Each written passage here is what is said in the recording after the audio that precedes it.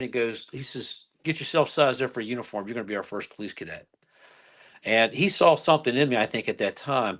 And so every time I actually went to work and everything, and I still do it to this day, 41 years later, I use the power of the badge to actually help people, not to theoretically oppress people and to squelch them.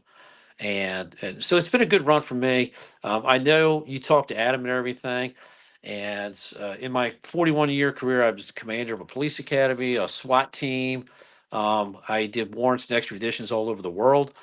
I did protection details, and also I think Adam knows that served as an EMT fireman for probably close to 38 years.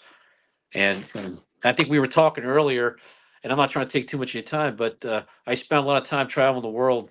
6 years in the Marines and 26 in the Air Force Reserve, flying around the world in all the combat zones. Oh, thank you for your service. Well, it was my honor, and so I mean, is there anything else you'd like to know? Sure, man. I want to know everything, but we'll get to that in a second. No, that's good. I just don't want to take too much of your time. I know you got. Oh no, hey, we've got plenty of time. Adam, how's it going, my brother? You and I, we go way back, dude. And I've known you for a long time, and I know I was busting your chops there for a little bit, but reality is, man, you've been a good friend, and I've always had a lot of respect for what you do. Give us a little bit about your background, dude. How did you become a paramedic? Give us a little bit of information about how you got to where you are right now. I never quite made the paramedic role. I'm actually an advanced EMT, so I'm kind of one step below paramedic. Okay. But I out back in the early 90s as a junior fireman. I was a fireman for 20 years on and off before I decided to switch over to EMS back in 2019. Got my EMT in 2019. I got my advanced EMT last year. I did try paramedic school. I just didn't make that. So at this point, I just became the interim chief at Wakefield EMS. So I have, I don't know, 6 years as an EMT, AEMT, kind of, give or take. And the reason I didn't become a police officer is because I don't like donuts. So you don't like donuts? Oh, it's already starting. Okay, Here we go with the jokes. So let me ask you: Is there like a thing between paramedics, police officers, firefighters? I mean, I know everybody busts cops' balls for liking donuts, but is there kind of like a thing between you guys, like there is like in the military, like being a Cav Scout in the Army? We've got things with Marines eating crayons and things like that. Every cop wants to be a fireman, and every fireman wants to be a paramedic. That's how it is. I'm going to have to remain silent on that particular statement. It's kind of funny though, because I went out on a real serious accident about 2 weeks ago, where this lady was traveling southbound with her husband on this particular roadway, and actually she was going northbound. Adam was on the call actually, and what Adam didn't tell you was Adam's a damn good EMT and a good, very good advanced EMT. He's one of those guys, if is coming out for the call, you're going to be well taken care of. And so we go out there, and we're out there. They had the firemen. The firemen are out there doing a rescue, and the EMS folks show up, and it was very smooth. And we were very professional on scene. We got done. I went back to the firehouse, and then the ribbon started, and they were like, "Oh, you want to come out and run fire calls, oh, chief?" And I'm like, "No," I says, "I just want to make sure we're good." And I says, "Besides, I want to come out and see my heroes at work." So yeah, it's all good banner. And I, Adam and I, we go back and forth and everything, but it's a professional respect, because you deal with a lot of stressful things in your day, and you see crazy stuff, and you could theoretically be talking to somebody you're out with on the side of the highway with, and 3 minutes later they're in a cardiac arrest, or you're performing life saving skills that you probably had to start responding to on a minute's notice. Mm-hmm. And I see somebody says, "Hey, my dad did dare, and his mascot was Dunkin' Donata." Dunkin' Donata. Yeah. For those of you on TikTok that can't see, this says there's a comment on the screen that says, "Hey, my dad did dare, and his mascot was Dunkin' Donata." She backs the blue. Brothers and uncles are police. Thank you all for your service. Thank you, TK. So tell me a little bit, guys. Have you had any experiences on the job that you would say were life-changing, like life-altering experiences? I mean, because you guys got to see a lot of stuff out there. You mind if I go first, Adam? Go ahead. I prefer you did. The less he talks, the better. Well, yeah. Oh, Oh, so golly, oh, it's mean. ugly. It's ugly. Um, He looks so like a Neanderthal. I know he's scary. He's like a little miniature Viking warrior. Yeah, He you looks want to like a sit teddy on his bear. head, but you want to yank on his beard at the same Don't time. I mean, It's almost like that Santa Claus thing. You guys are so mean. He looks I like a know teddy bear. we love Adam. We love Adam. Adam's a great guy. We Um, love Adam. so That's why he's here. just today, I was out working patrol today, and I still love working patrol after 41 years because Even again, as the chief. even as the chief, I go out on patrol All right. and I still answer radio calls. I work, I work a whole, out on the street and everything. So this young man comes to me today, and he walks up, and I can see he was in some sort of distress, and I'm like, "Hey, what's going on, dude? You all right?" He goes, "Yeah, I'm a combat vet." And he says, "And I'm having a really rough day," and he starts to tell me. I go, "Well, talk to me." I says, "Where were you at?" So he starts to tell me he was in Iraq and he was in Kirkuk, and I've been to Kirkuk several times. And so I didn't tell him yet, though. And I started talking to him, and I says, "Wow, so let's sit down and have a cup of coffee." And you could tell that young man was very distressed. He was in a very high state of anxiety. And I talked to him for about an hour and a half. I bought him coffee, and about 15 minutes in the conversation, I go, "Just so you know," I said, "I'm a combat veteran too." And I said, "I served in Kirkuk, Mosul, Tikrit, Balad, Basra, Afghanistan." I'm naming all these places off. And he's like, "So you kind of get it, right?" And I go, "So let me ask you a directed question." And this was today. This was at 1 o'clock. And I go, "What are your intentions? What do you plan on doing?" And he goes, "I got to be honest with you." He says, "If I hadn't spoke to you today," he says, "I was going to look for the nearest bridge." No shit. And so, and I spoke to him for a second, and in that moment we had a connection. And I looked at him and I go, "Look, man," I said, "I'm always here." I said, "I can't promise you the results or anything. I can promise you that I'll advocate for you." I said, "I'm a combat vet. I fully understand." And I go, "I understand the stressors. I understand what it was like to be in the box and coming back to the world per se." And you could tell he'd been some serious issues. He had some serious combat issues. I could tell. And I didn't see a lot of hard combat. I did see combat, but I didn't see a lot of hard combat like probably what he had seen. So, for me, that was important to have that connection just again today. And, I'll let Adam talk about his stuff, and then I can talk about some other ones I've just recently experienced, some other really off the wall stuff. Yeah, absolutely, man. Adam, go for it, brother. And then Ashley's got some questions for you guys, but they're going to be a little bit more penetrating. I hope you're ready for this because she's going to pick you guys Penetrating, he apart. said. I did say that. I said penetrating.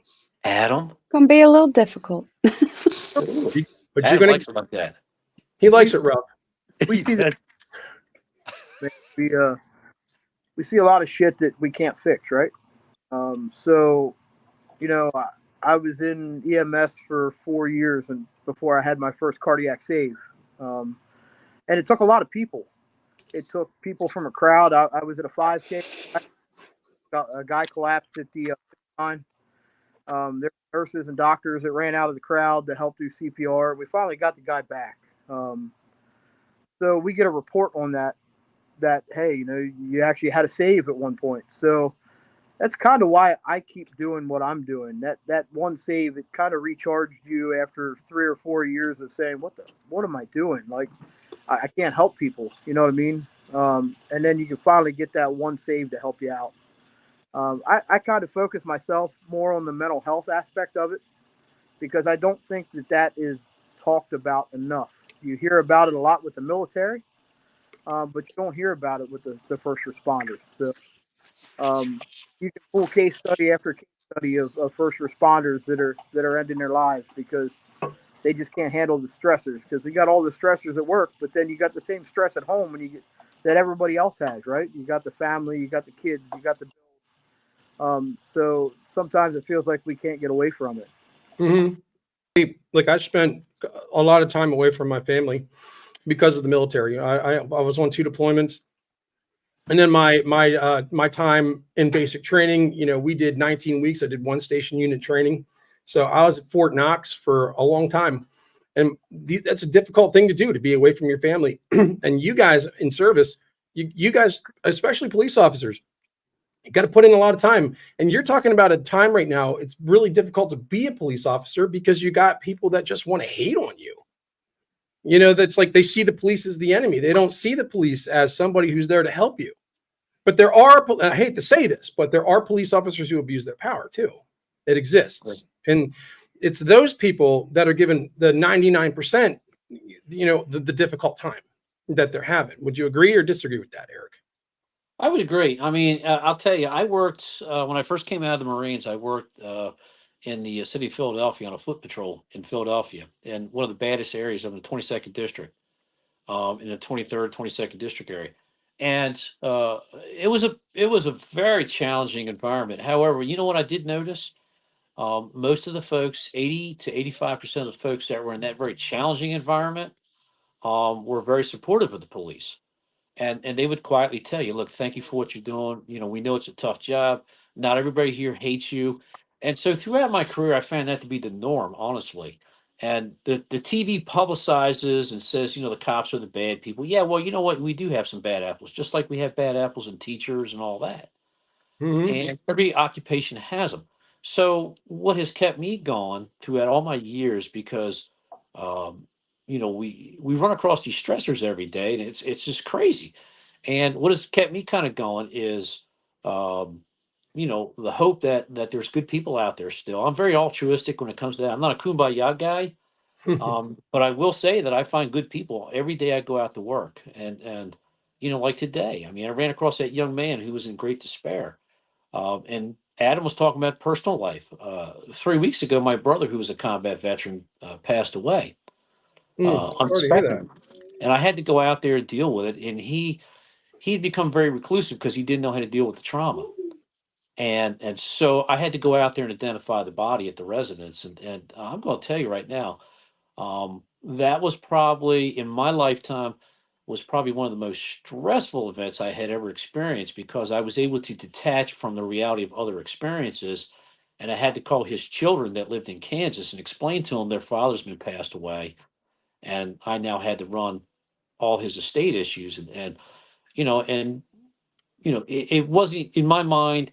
It was very surreal, and so it took me back a little bit, because again, when you're on the job, you can kind of separate a little bit, but when you're here dealing with it firsthand, it's you have to cope, and so cumulative effect over all those years was kind of building up a little bit. So I actually had to take a couple of days and just relax and kind of think about other things for a while.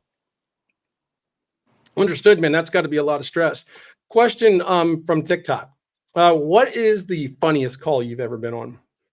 The funniest, most entertaining. Oh gosh, I had to think about a couple of those, because I've had a bunch of them that they haven't all been traumatic.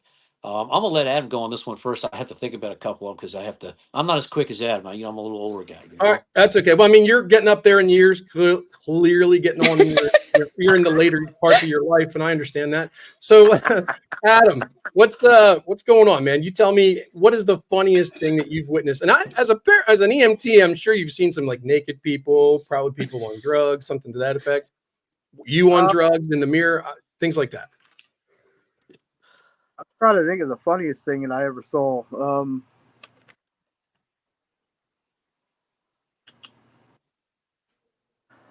There's a bunch of them. I'm trying to think. Way to go, Big Red One. You really put these guys on the spot. You stumped them both. Oh my And God! the first thing Feather hears is naked people. Feather. Well, I'll tell you. I was just talking about this morning, okay, and we talk about the brotherhood. The police brotherhood. So we had a police officer. This has probably been 30 years now, and I won't use his name, but I was actually just talking to his family yesterday at my brother's memorial, and they came over and they were showing support. And I looked over and I go, when I was a young officer, we went to the 7-Eleven, and so we go into the 7-Eleven, and this officer, he was quite a ladies' man, and the ladies loved him. And so I go to the 7-Eleven to get a cup of coffee because it's late at night. And I walk in there and I look in the back of the 7-Eleven. There's like 5 or 6 people crowded around the bulletin board in the back. And I go back there and I go, "Yo, guys, what you looking at, man?" And they're laughing like all get out, right? Well, I look over. There is, I'll use his first name. There's Larry, and he's apparently been posing for some of his girlfriends. He's got his police Stetson hat on, He's got his gun belt hanging around his belt. He's kind of posing like this, like how you Oh like my me now. God. And he's very stimulated. in Oh, really? this picture, He's and I very go, stimulated. If you didn't hear yeah, that. yes. He's very erect in this photo, and I go, He just says oh it. my god. And I reach up and I go, okay, guys, this is a good picture. And I go, I'll be confiscating this for evidence. And I pull it off and I call Larry and I go, 104 to 106. I said, can you make a meet with me? I have property that belongs to you. And so, it was the naked picture. He apparently, one of his old girlfriends got mad at him and put this photo at the 7-Eleven where we all go. And for 20 years, everybody, I had that photo, I kept it. And for 20 years, I'd call him when I go, yo, Larry, man, I got a piece of property that belongs to you, son. Got a piece of property belongs to you, son. Oh, the And, Like you blackmail. got some dip in your and, mouth. and I told him, I go, damn, son, I'm feeling kind of inadequate, man. This is, this picture's kind of crazy. I said, I know I'm a little guy, but damn, son. Oh, Jesus. Oh, we got the police officer talking about the size of the man's manhood. It was pretty, I'm telling you right now, I was feeling pretty inadequate. I was like, golly, Larry, no wonder you're the So, ladies' man. guys hung like a donkey, huh? Oh, I think we called him Trigger. Called him Trigger? I guess it'd make you feel that way if you're hung like a hamster. Yes, a stud mouse. I was a stud field mouse. Well, at least you know where you are in the hierarchy of things. It was funny though. We still I laughed about that yesterday, and we just because they're all his family's all first responders now. I was just dying laughing. Well, Big Red One says, hey, hopefully your wife didn't see that picture. She might have got the wrong impression if she did. I'll tell you what. Might not have been my wife. Might not. Why do you have a picture of a weird looking dude with a seriously hard erect? Right. Start having suspicions. Start having suspicions. I've always wondered about you cops. I'm pretty sure I'm right on at this point. What do you think, Yeah. Adam? I think he likes your mustache. You think he likes my mustache? You want to hang one of my handlebars, It's not buddy? as sexy as your beard, dude. I'm telling you right now, it's a close though. It's a close one. My mustache and my little goatee is way sexier than that beard. You guys, y'all want to see what these guys look like? I'm going to show you I'm going to show TikTok what y'all look like. There you go. Here we go. I'm going to flip the camera and look at these Neanderthals. Yeah. You better not be lumping me into that. There's Adam. Look at that guy. Look at that guy. Isn't he just so cute? You just want to squeeze his cheeks. I do. I just want to play with his beard. I want to braid it. This is the police officer who we are having questions about his manhood. But, no, about Larry's manhood, not mine. About Larry. There you go. Now you have an idea who we're talking to on the podcast. But in all seriousness, guys, y'all do a lot of work. You guys do a lot of stuff out there, man. You guys put your lives on the line. And that, have you ever been in a situation, especially you, Eric, where have you been shot? I mean, have you been in any? Have you ever had to discharge a firearm? In 41 years, I've been fortunate. I've not had to discharge my firearm. Thank God. I have drawn it out several times, and I made a traffic stop one time, quite a few years ago when we carried revolvers. And this would have been probably 90, 91. And I stopped this guy for a minor speeding violation. It was nothing heinous. And I stop him, and we're in this residential neighborhood. There was two older ladies sitting up on the porch drinking iced tea because it was a nice, quiet Sunday morning. And as I stop the guy, I walk up to the car, and the guy mumbles something. And as he mumbles it, he reaches his right hand across to the glove compartment, and he pulls out. It looked like a 25 automatic. And I'm looking at this guy. I'm like, and it's in slow motion. I'm like, I think he has a gun. And it felt like it was slow motion to me, but in reality, it was probably pretty quick. And as he pulled the gun over, I pulled my weapon out and I punched him in the back of his head. And I was getting ready to snap the trigger on the pistol. And when I hit him in the back of the head, I think he thought he got shot, and he dropped the gun. Well, before he dropped the gun, I heard it go click. And he literally was going to fire the gun at me. And to this day, I don't know why he did it. I think he just got into a fight with his wife or something. And when I punched him in the back of the head, I asked him, I said, how come you dropped the gun? He goes, I thought I'd been shot and killed. He says, because you hit me so hard with the barrel of that gun. And I saw, if you know revolvers, they have two clicks. It goes first click, second click, and then it releases. and I heard the second click. I distinctly remember hearing the second click. And I was like, thank God I didn't have to shoot this guy. So I just pulled the gun back, decocked, and covered him, and called for an assist. And so thank goodness I didn't have to. And there was multiple other events, and some guys, and I worked some high profile assignments. And where when I went to work at night, I mean, it was not unusual to have to be involved in a fight or something else because I worked in a very high crime area. So, but thank God I didn't have to. I know some guys that have worked their career, and then some of them have been involved in a couple use of force events, and most of them are like me, where you don't have to shoot anybody after a 40-year career. And if you're going out looking for trouble, you're going to find it. But Hmm. I always went out with the mindset I was there to protect me and whoever else was around me, not to go out there and be offensive. That's a good way to be, man. Ash, you got some questions for these guys? Let me. Well, I want to hear Adam's story first. Oh, There okay, you go go. for it, Adam. So do So I, Adam. Come on, Adam. Come on, Adam. I know in 5 years, 6 years in EMT, I've been assaulted 3 times by people. And there's been many other times where the cops had gotten to him before we did. So it's definitely a real fear to have. There are calls that we're told to stage out and wait on police, but where we're at in very rural southern Lancaster County, there's not always a cop around. Mm-hmm. Eric's nice enough that he gets our back from Quarryville a lot of the time. I do. As long as he's on, if I call Eric, he's there. Would you? Sorry, the question coming from TikTok. Would you consider your area small town or larger city area? We're very rural where I'm at. Mm-hmm. Blink your eyes, you're going through it. Now we cover 5 different townships. I don't know how many square miles that will be, Eric. Do you have any idea? Gosh, I don't even know, honestly. I mean, it's they call it the southern end, and it is when things go wrong in that end of the county, they go wrong. And you like Adam was saying, you're typically by yourself.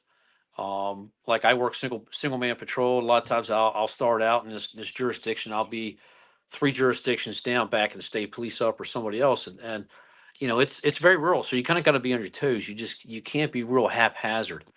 Um, I think there was a question. I'm gonna steal just for a second, Adam. Somebody asked a question about afraid to pull their weapon. I've never been afraid to pull my weapon. I've practiced my whole life. It's better to be prepared and have the skill set than not be prepared and never have to have the ability to use it. When I go to work, I do something every day, and I taught this when I ran the police academy. When I go to work every day, I draw the weapon out, make sure it's loaded, and I ask myself one specific question: if you had to use deadly force today, or if you had to use any kind of force today, could you do it? If you had to, and if I said no, I stayed home. So every day I go out to work out there. Even though I work in a pretty nice neighborhood, I'm still prepared to have to do what I have to do to protect people, including myself.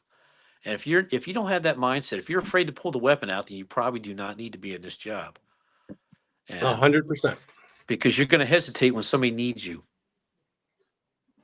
So we got a guy who was a police officer for 3 years, and he was in the EMS for 5. He was watching on TikTok.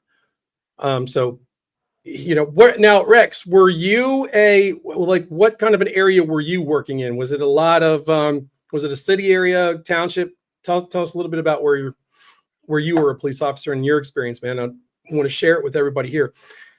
Adam, not that I really care what you have to say, but I think I'm going to ask you anyway. No. You know I love you, brother. Yeah, I know You he's know a I good love you. dude. Adam's a good guy. Yeah. If do you either of you have any regrets for the career path that you've taken? I mean, you look at this and the hard work that you have to do to even get into the job. When you're into the job runs your life pretty much. Do you have any regrets for having taken up this line of work? I do not. I do not. I This was a second career for me. I was a truck driver for 20 years. And this is something I've always wanted to do. And I love 95% of the days I go to work. I love my job. And that's not even like going to work at that point if you love your job. Right. sure. So I'm blessed with the ability that most of my best friends work in the same building that I work at. So it's like going to hang out with friends. You know, and then I Awesome. get to meet people like Eric, who I might bust his balls, but I know he's got my back at a moment's notice. Yes. So I have regrets. All right, Eric.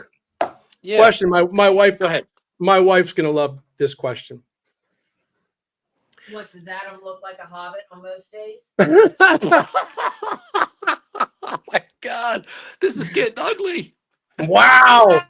Did Wow. you hear what my wife just said to Adam? A hobbit? That Adam, is you just- don't look like a hobbit. dude. Everybody's so mean. I think You're right, you're right. Elsie can't grow a beard like it. Looks like Gimli. I don't know who the hell that is, but He was the dwarf in the Hobbit. Oh, that's the dwarf. I mean, that's a cool comparison.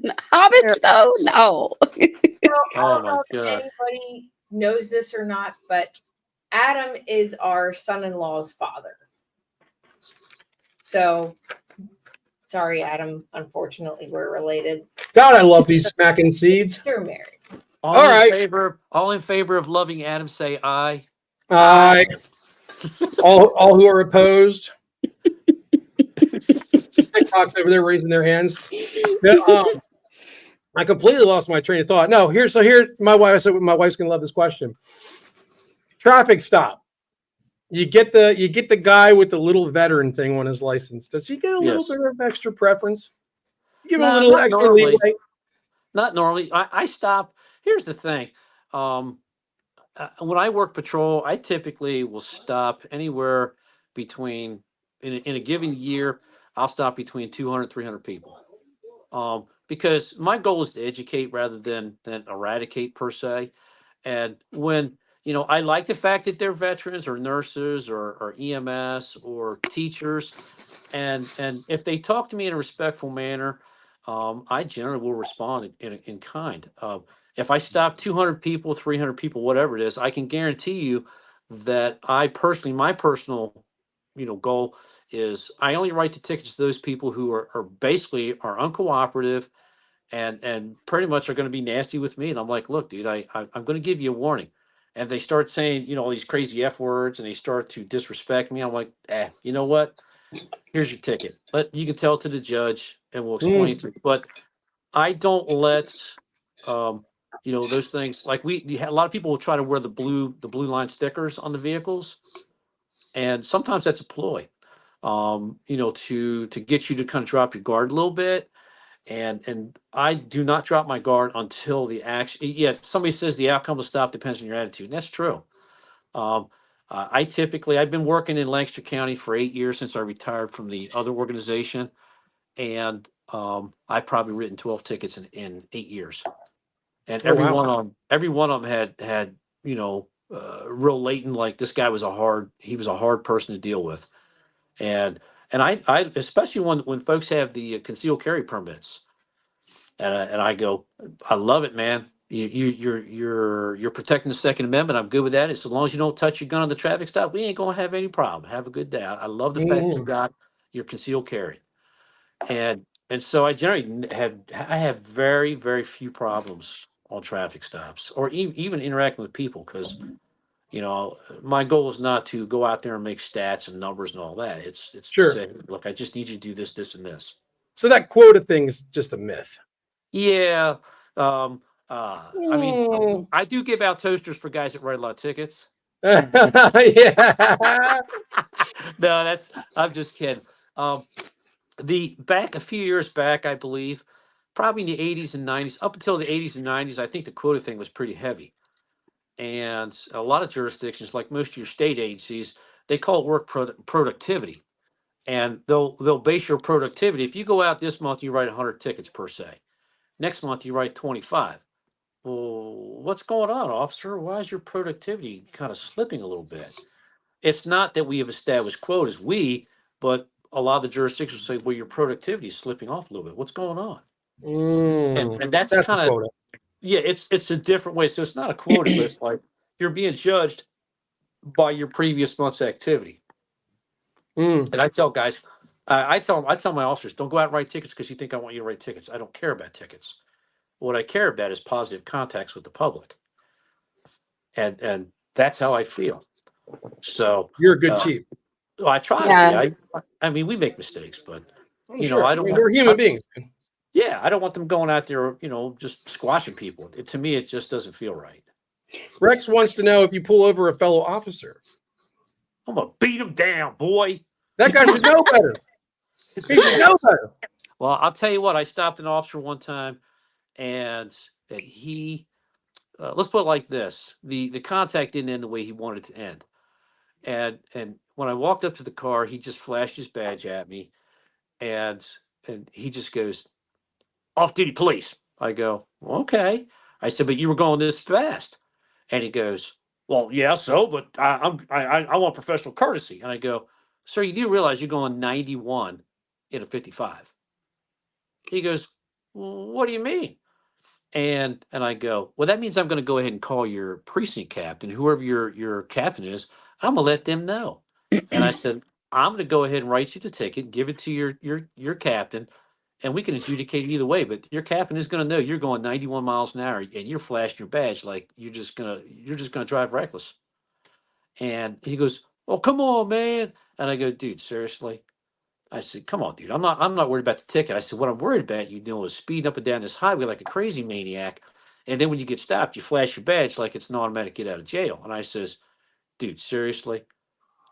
And so I wrote the ticket, and his captain came down and got him. And I go, "If your captain doesn't come get you, I'm gonna charge you with more because I don't like the way you've approached this."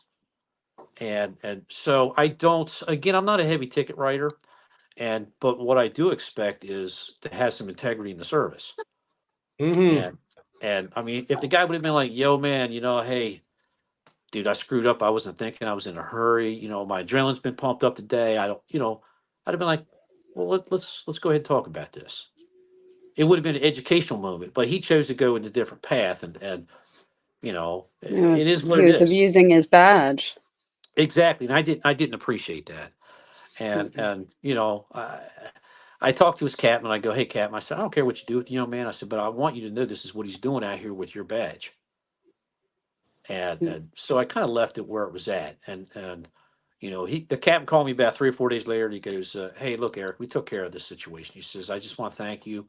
He said, "The young man, has had a change of heart," which he did. I mean, I believe he did, but we don't come across that very often, thank goodness. That's a good thing because cops are supposed to be setting the example. Yes, If and if you're going to pull somebody over for something, you damn well better not get caught doing it yourself. well, I tell you, I'm going to share with you one story. I fired an officer for doing something like that, Good. and he was writing insurance violation tickets. And remember, I got 41 years, so I didn't always spend it in Lancaster County. And this officer was in another state, believe it or not, and he was stopping people and writing them tickets, like $600, $700 no insurance tickets. Having no insurance. And I was like, man, this guy's written like 15 of these tickets. And so what we did in our agency was usually once a year we run the information for the officers, the vehicle registration to make sure everything was current. It was a standard practice. And he comes up, this officer has no car insurance on his car. And I call him in, I go, "Hey man, you got at the time I think it was a captain. And I go, "Your insurance is void. It's expired." I said, "It's been expired by a year and a half." I said, "But you're writing all these insurance tickets." And he goes, "Well, they need to have insurance." It wasn't about him, it was about everybody else. And I said, "Here's what's going to happen. I'm going to go ahead and suspend you. I'm removing your authority, and I'm going to give you 30 days with intent," which means I was going to fire him. Yeah. And he resigned before I had a chance to actually complete the paperwork. And he subsequently tried to go somewhere else, and they called me, and I was like, "This is what's going on here with this guy." And I just thought it was very hypocritical. And that was probably 20 years ago. Mm. And the young man, he felt okay writing those tickets when in fact he was doing the same violations. That's insane. I mean, That's those the kind of guys, stuff that pisses me off, bud. yeah, those kind of guys will show themselves pretty early, believe it or not. And we do get rid of those kind of folks. Good. Adam. I do have. Oh, No. You go. I've been talking. It's your turn. I'm going to shut up now. You have it. this is kind of for both of you.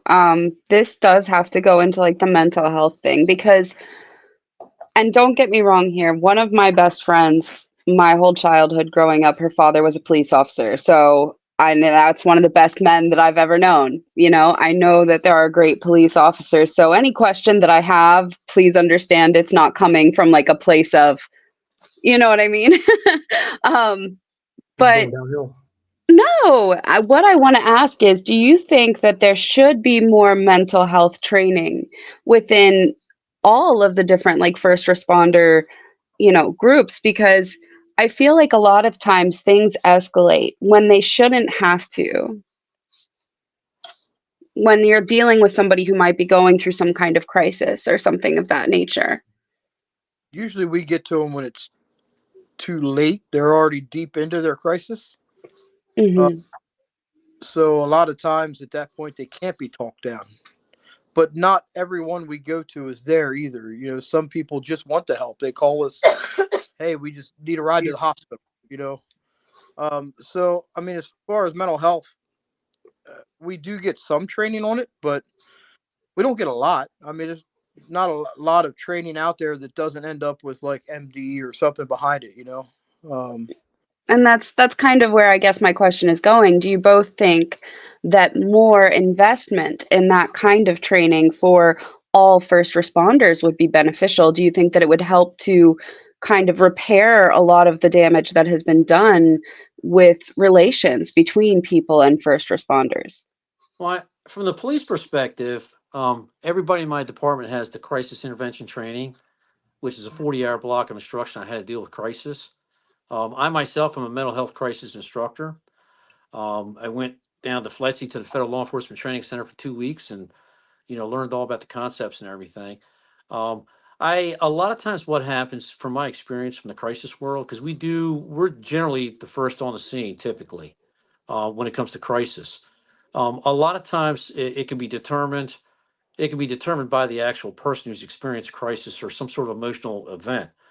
The officers, when we get out there, we try to, to mitigate, minimize, and everything.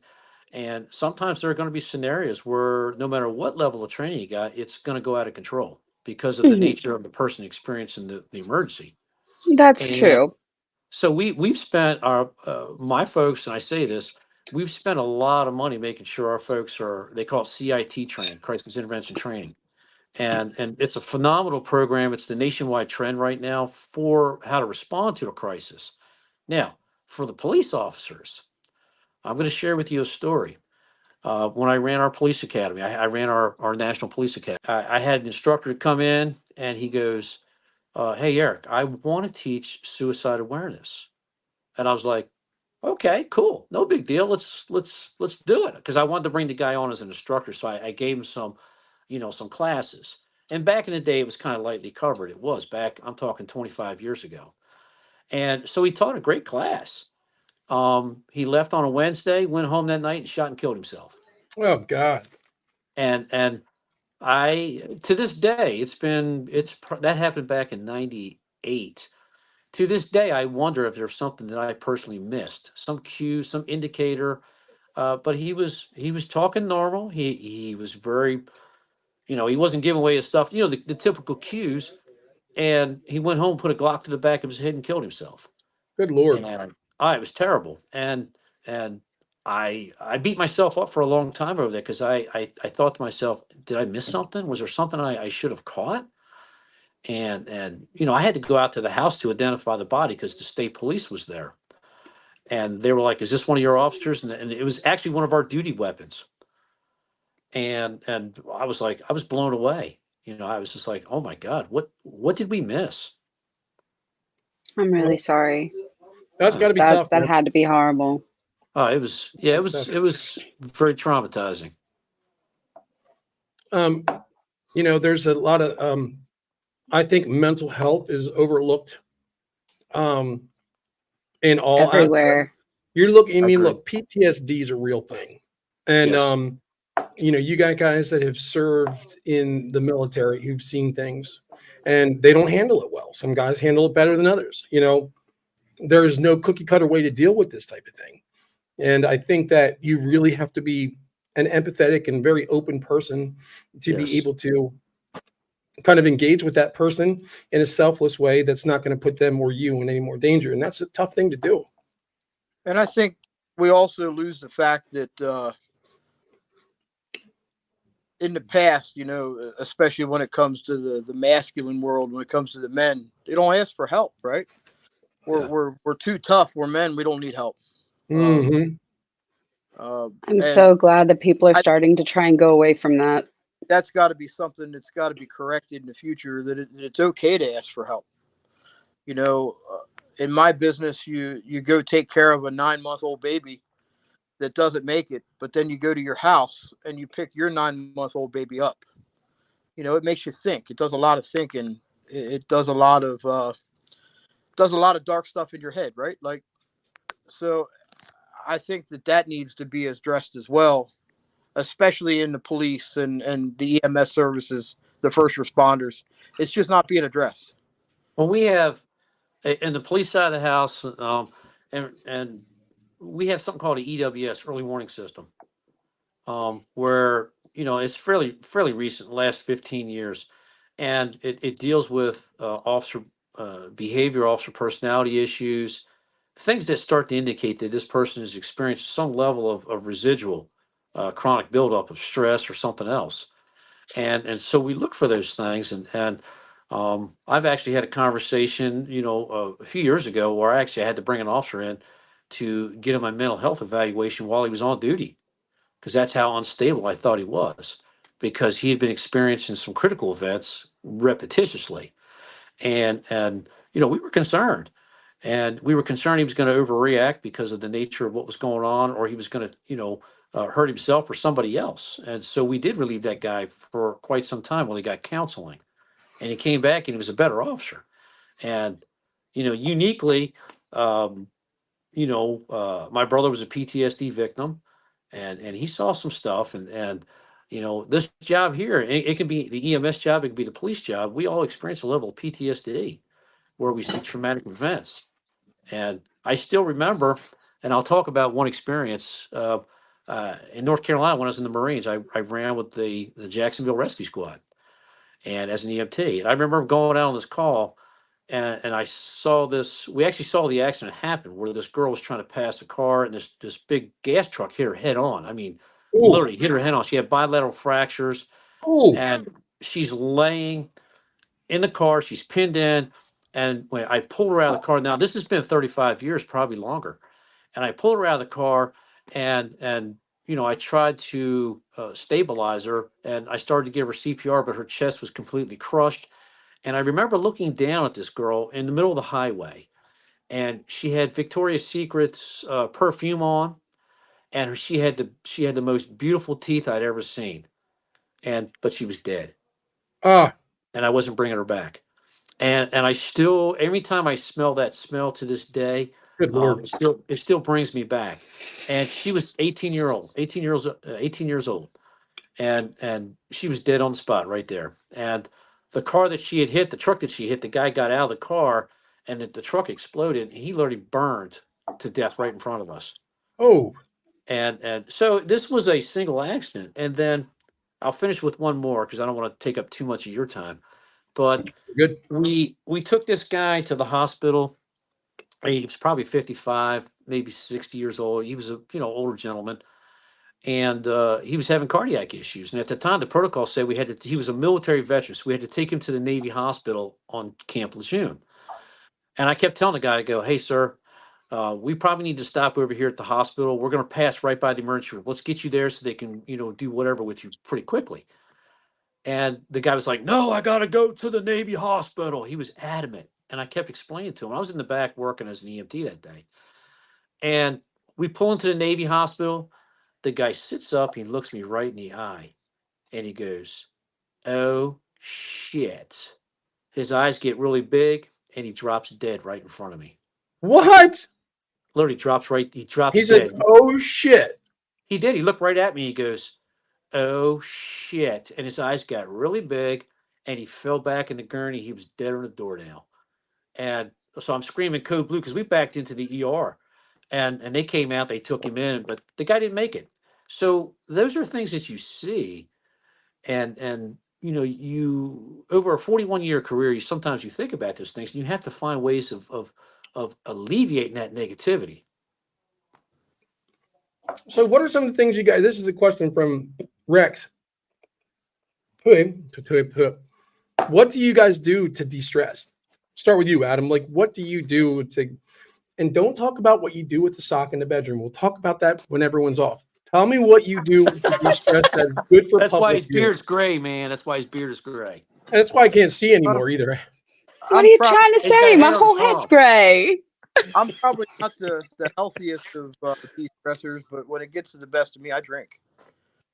That's what I do. You drink. I do. He drinks. This is Um, not advice for it's you not folks. advice, but you asked a question, right? Yeah, and I appreciate your honesty. And My friend Misery says she goes for long walks and meditates. That's what she does. I hang out with friends, so that's the big thing for me. My friends and my family. Good. You got to lean on those people. That's a good That's a support better system. answer. It is. Right. What about you, I Eric? mean, What do you do to de-stress? Well, I've discovered, and of course, over all my years anyway, I go for a run 3 or 4 times a week. I do the weight workouts. I walk, and I just sometimes, I'll sit downstairs in the chair, and I'll just kind of meditate, kind of stare for a bit. The only vice I have is, and my son-in-law knows this. My son-in-law's a deputy sheriff, um, and he's a patrol deputy. But the only vice I have is I'll sit out back once or twice a month, and I'll have a cigar. If I get a long cigar, he knows it's going to be a long talk, and I've had a rough week. If it's a shorter cigar, he knows we're going to talk for about 45 minutes to an hour. And he tries to give me drink beer. I don't drink beer. Um, I literally, oh, I like the knife there. Um, Not a what knife, is it's a that? cigar. Oh, dude, look at you. What is that? I spoke to Gurkha yesterday. This is what is this, Monica? I can't read it. It's Is that a Maduro? Tatiana. It's a Tatiana Fusion Frenzy. Look at you, man. All high class. I don't know Yeah. about high class, but no, Oh careful no, what you put out I'm a there. cigar smoker, so I have the high class. When he picks it, it smells like butthole. You like Rocky Patel? Oh, have you tried? Yep, Rocky Patel's. I like the Gurk is the best though, believe it or not. Gurkha. And because it's smooth, it has a good taste to it. It's a good quality, hmm and so that's my only advice. I'll smoke a cigar, but I'll just sit there, and relax for 2 hours, and just put the music on, and sit there and just look out there and watch the dogs play. That's And awesome. yeah, and I find if I can't work out, I'm not winning any marathons or anything. Yeah. But if I can't work out, I feel the stress start to accumulate for me. See, for me, I have a sweet tooth. All right. That's why I love the churro smacking. I've got to get that plug in. That's why I love them, because they're sweet. But I like my sweeter cigars too. I like them to be smoother. I like them to have a good flavor. You get them bitter ones. There's ones that are just like, Oh. it's not, it doesn't, who enjoys that? I'm sure there's people that do, but I don't enjoy that. I really like to have that smooth, like easy draw, but and Adam enjoys the ganja and the occasional bong hit from now and then, I'm sure. No, but in all seriousness, a line of Coke once in a while is never going to hurt anybody. Oh my gosh. Oh. Take a long one, Adam. Take a long one. Take a long one, Adam. Take the long one home. Tested tomorrow. Yeah. Thanks. There you go. I do have one more difficult question, and I know this one is pretty controversial, but this is one that's kind of been weighing on me a lot. I don't know how familiar you are with what's going on in Atlanta right now, the whole Cop City thing. And I know that there are other ones that are planning to be built. Like, what are your thoughts on that? And especially in Atlanta with so much opposition from like the local community that lives there. Well, my expertise in federal service was law enforcement training. Mhm. And you brought up a good point earlier about mental health crisis training, more training for the officers and everything. You have to have defined training centers for officers to learn and make mistakes in a training environment. You have to provide an environment where they're going to fail in a training world that's controlled, and it's controlled, and it allows the officer to fail but make a mistake and learn. That's the purpose. Like when I used to teach down at the Federal Law Enforcement Training Center and all these other places, um, you make it so the officer will fail and they'll learn a lesson. So in Atlanta, the G post as they call it, because I actually hold a Georgia post certification. Um, but the G post down there, the Gypstick and G post and all that, they need a very defined training center to, to show these folks. And around the Atlanta metropolitan area, Fulton County and all these other counties down there, you need to have a location where officers can travel to that's going to be secure, where they can learn complex situations. Just like the Army does when we do maneuvers, they practice maneuvers in these training centers. I don't know the political part of building a location where the It's environment the is. forest. It's one of the few big green spaces that that community has, and it's Right. also very important to the indigenous community there.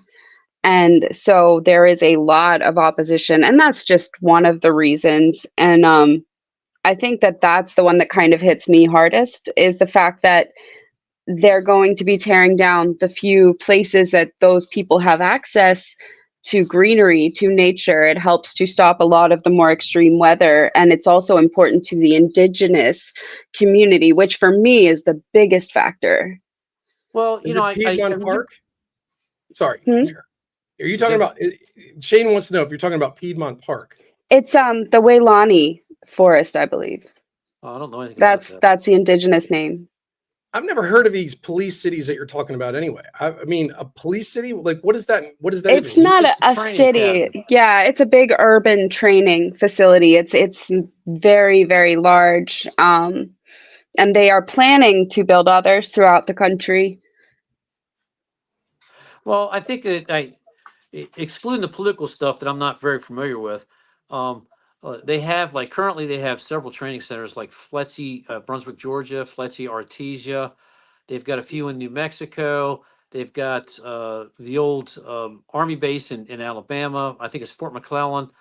They have several regional training centers, and I know in Atlanta area they had a where they filmed The Walking Dead. By the way, is an old Army base, and it Right. would probably they probably would have been best served probably taking that property to surplus and making it. And I think they've subsequently sold it to the movie theaters or the movie industry. And and that's what a lot of people are so upset about. It's like this, they are spending, I think it's over 100 million at this point to build it.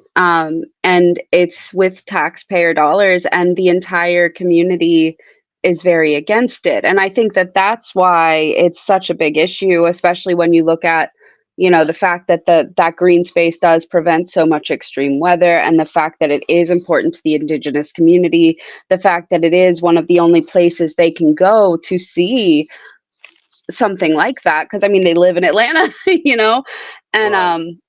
I think that, and it's the size of it really, because you don't need something that big to teach complex, like it's literally going to be like the size of a town, and they're Well, looking at building those elsewhere.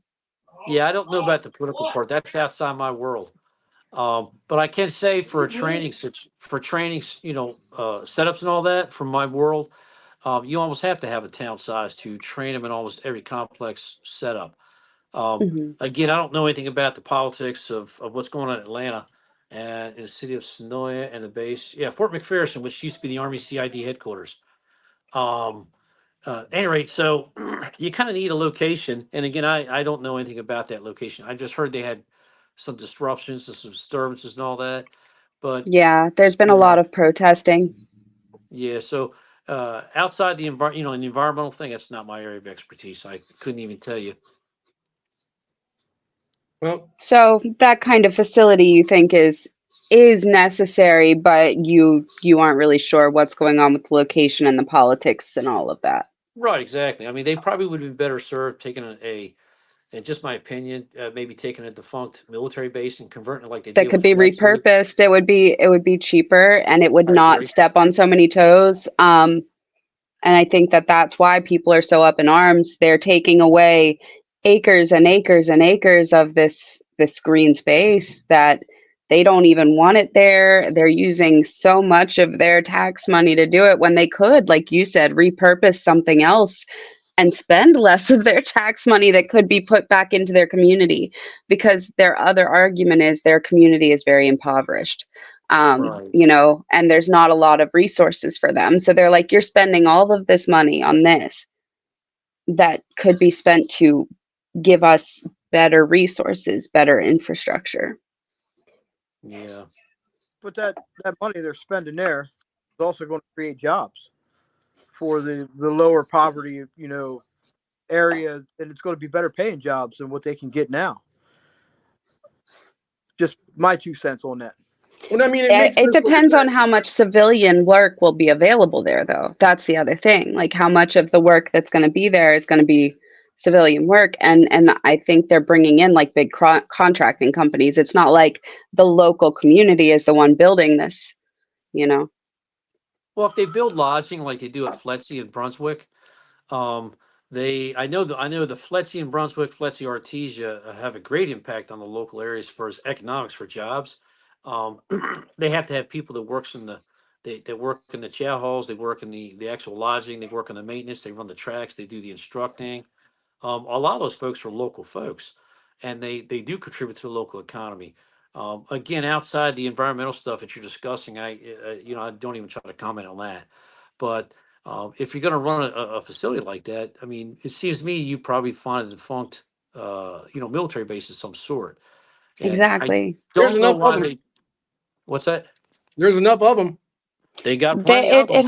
it it has a lot to do with the fact that um they wanted something state of the art, and also I think that there has been a lot of bad publicity for Atlanta PD, from what I understand. And, Right. they want to try and fix that. They want to bring in new officers. They want to try and recruit new officers. And I mean, while I understand that that's, something that they should try to do, I think they're going about it in a way that isn't helping their case much with the locals at all. Well, look, there's people complaining that police aren't doing their job. You don't let the police get training and let the police do. It's a double-edged sword. So, on one side, you got people, well, the police aren't doing what they're supposed to do. But then we have these people on the other side, well, we don't want them to do this. Make up your mind. All right. You need police protection. Yes, there's ways that people can, we could repurpose old buildings and things like that. And I really wish they would. There's enough of it.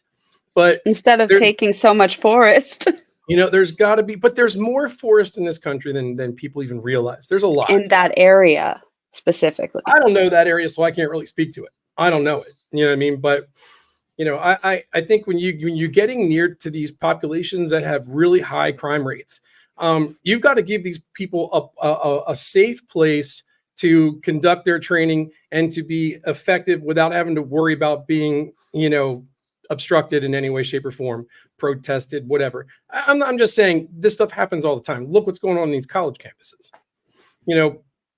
But for these guys, they need to have a solid place. They need to have a solid place to be able to go. I know, bite your tongue until it bleeds. All right. She's a Love bleeding you. liberal. Okay, just so you know, she's a Oh, bleeding liberal. I don't call myself a liberal. I'm a No, leftist. I'm just messing with you. But so, and I'm on the right side of things, but we get along because we can actually have civil discourse without just killing each other. That, and we can't get rid of each other, so better As learn much as to we'd like to get some along. days. But no, guys, really quick before we wrap things up here, we're coming up on an hour. Let's say, all right, I want to start with you, Adam. Okay, give the listeners some advice on how to interact with paramedics when they, or medics, EMTs, or whoever, when they show up on the scene. What is the best way for people to interact with you to be cooperative and make it go smooth? Just be nice. You Just be called nice. us. Yep, you called us, right? So just be nice. If it's a parent or if it's a son or daughter, have a family history for us. Have a medication for us. And just treat us like people, because that's what we are, right? I'm not a doctor. I can't come to your house and fix you. I got to take you to a doctor. So just be nice. That's what I There got. should be more of that, period. Full stop, Yeah. everywhere. Especially people that are trying to help you. 100%. What about you, Eric? You pull up on Well, somebody. What is the best way to navigate a traffic stop with a police officer in today's world? well, I mean, almost any contact you have with an officer. Typically, what I look at, I'll be honest with you, before I make any discussions or anything, I'm watching to make sure your hands are where I can see them. If your hands are where I can see them, then it generally takes the level of the stop down. Some people will nervously sit on their hands, on their under the laps because they don't want to present a threatening image with their hands. Well, I'm not really going to discuss business until I can kind of slowly see your hands come out where I can see them. When people are upset because it's very nerve wracking to get stopped or have contact with the police in your house or something else. Like I think Adam said, just be calm. I had an accident last week, not me. I went out on a two-car accident with a couple older ladies, and I got out and I was like, stepped out of the car, and they were all emotional. They were screaming, and hollering, and us as the police officers, we try to remain calm. And I'm like, yes, ma'am. How you doing? You guys okay? Do you need an ambulance? You guys all right? Can I help you out? And let's go ahead and I'm gonna take some pictures real quick so I can move these cars out of the lane of travel so we don't get hit. The lady, she happened to be a retired lawyer, actually. And she says, you know what? She says, you're the calmest guy I've ever come across in these situations. And I go, oh, She sound just okay. like that. Yeah, it was just like that. It sounded like Jimmy Neutron's teacher. And so I go, well, thank you. I said, I appreciate that. So, like what Adam said, just be nice. And once Gizzard's in your life, he's there for like, oh, okay. I was reading what somebody had typed. Combative patience. Nah, I can, when it talks about patience and people, I can deal with them.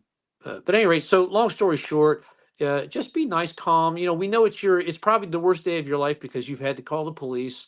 You're very excited. You're very emotional. I'm watching every move that you're making to make sure you're not a threat to me. And once I realize that you're not really a threat, you've kind of calmed down a little bit, we can de-escalate. But the important thing for us on the police side of the house, if I go in there screaming and hollering, I'm not bringing it down. So I go in there, and I never even realized what I was doing until the old lawyer told me. And she says, I like the way you deal with people. She says, very calm. She says, I was having a bad day. And I go, cool. You want some coffee? I said, I got some coffee over here. I'll pour you up a coffee while we're waiting for the tow truck. And so it's just the way you respond. And again, we know that sometimes it's your worst day, and we just try to maintain a calm demeanor. And I try not to get sucked into the drama. Mm-hmm. And so that's what we have to be careful with. I can tell you, listen, you're going to love this. I've got 27 hits on my driving record. So when I was younger, I've got none. when I was Jeez. younger, I drove a lot without worrying about whether I had insurance or inspection was right. And then this one cop in E-Town, man, he had my number, man. Shane, he waited for me. He sat there. He's like, I know he's going to drive. And he drove. I was suspended, I think, for a total of 6 years. I did. I just kept going. But you know what? Those guys were really cool with me. They're like, they didn't treat me like, they're like, dude, how dumb are you? Come on, stop. You're Yes. digging your own. He's like, if you keep this up, you're going to end up in front of a judge, man. Eventually it registered, and I got it all squared away. But I've gotten pulled over because I do happen to have a lead foot. Just it is what it is. I go fast down the highway. I've gotten pulled over, and police have been very generous with me. Hey, slow it down. All right, be safe. All right, and I have a lot. I feel like a lot of it had to do with the fact that I got that little veterans designator on my license. They cut me some slack because I'm a vet, and I was respectful and calm.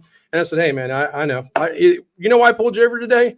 I didn't say that's your job. Why you tell me?" I was like, "Yeah, I was hammering down. Yeah, I was going a little fast, and you're doing your job."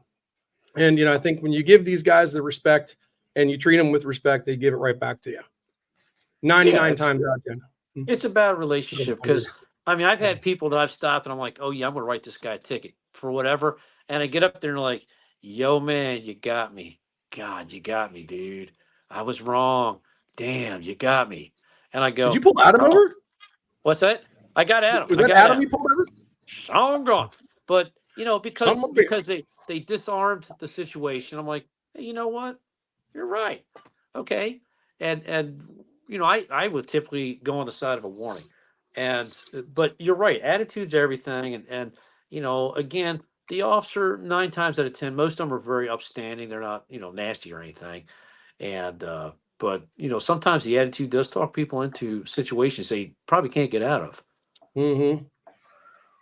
That's always Absolutely. been my thing. If I deal with, any authority figure, I just be nice, do what I'm told. I don't volunteer much because, well, I've never done anything that I would really need to worry about it. But it's like I don't want to put my foot in my mouth, but I stay calm. I feel Yeah. like that's just common sense.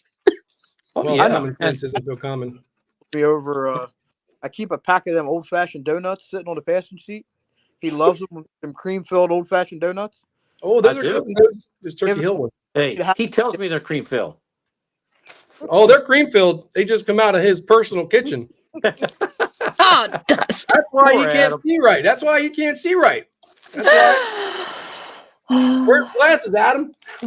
Hey guys, thank y'all so much for coming on here today and talking a little bit about your stories and sharing your stories. And thank you guys so much for doing what you do, guys. Your service is invaluable.